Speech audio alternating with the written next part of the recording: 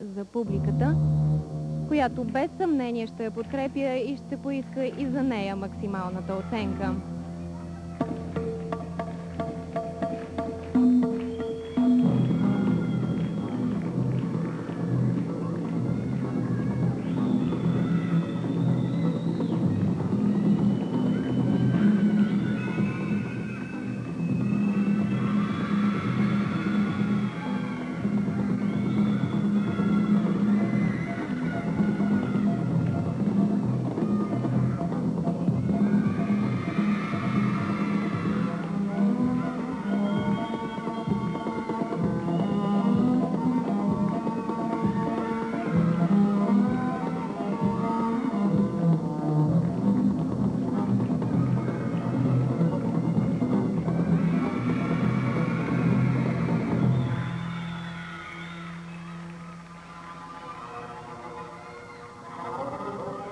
Миналата година на световното първенство в Виена Стела Салапатийска замина като резерва, но от показаното тук и това, което ще покаже тази година, мисля, че все още намери своето място като титуляр в националния състав.